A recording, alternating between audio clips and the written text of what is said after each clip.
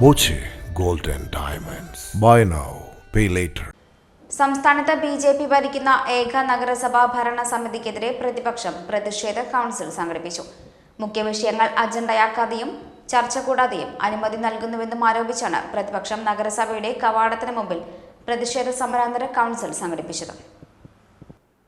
UDF councillor mini chairperson സീറ്റിലിരുന്നതോടെ നഗരസഭാ council യോഗത്തിന്റെ തനിയാവർത്തനമായി സമാന്തര കൗൺസിൽ യോഗം.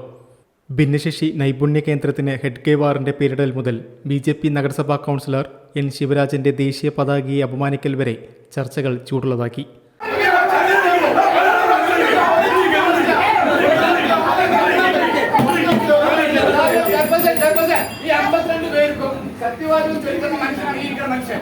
ഈ ശിവരാജൻ N. ശിവരാജൻ പറഞ്ഞ ആള് ഞാൻ പറയട്ടെ, ഞാൻ പറയുമ്പോൾ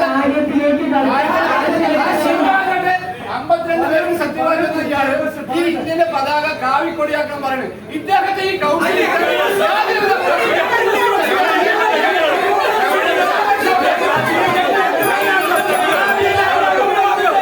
നഗരസഭയുടെ അജണ്ടയിലില്ലാതിരുന്നിട്ടും അനുമതി നൽകിയ വിഷയങ്ങളായിരുന്നു ചർച്ച.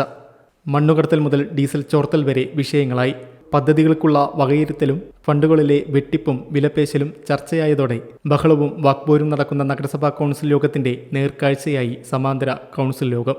UDF അംഗങ്ങൾക്ക് പുറമെ വെൽഫെയർ പാർട്ടി അംഗം A. സുലൈമാനും സമാന്തര കൗൺസിലിന്റെ ഭാഗമായി. വരുന്ന തദ്ദേശ തെരഞ്ഞെടുപ്പിന് മുന്നോടിയായി നഗരസഭയുടെ ദുർഭരണം ജനങ്ങളിലേക്ക് എത്തിക്കാൻ കൂടി ലക്ഷ്യമിട്ടാണ് പ്രതിപക്ഷം സമാന്തര കൗൺസിൽ സംഘടിപ്പിച്ചത്. A. കൃഷ്ണൻ, ബഷീർ, അനുപമ തുടങ്ങിയവർ ഭരണപക്ഷത്തും, സെയ്ദ് മീരാൻ ബാബു, മൻസൂർ മണലാഞ്ചേരി, സുലൈമാൻ എന്നിവർ പ്രതിപക്ഷത്തും ഇരുന്നാണ് സമാന്തര കൗൺസിൽ സംഘടിപ്പിച്ചത്. ചർച്ചകൾ ബഹളത്തിൽ കലാശിച്ചതോടെ നഗരസഭാ യോഗത്തിലെന്ന പോലെ കൗൺസിൽ യോഗം നിർത്തിവെച്ച് ചെയർപേഴ്സൺ ചേംബറിലേക്ക് ഓടി. വൈസ് ചെയർമാനായി സജോ ജോൺ കൗൺസിൽ നിയന്ത്രിച്ചു. ഡോട്ട് വ്യൂ ന്യൂസ്, കാഴ്ചകളാണ് ലോകം, കണ്ടു തുടങ്ങുക.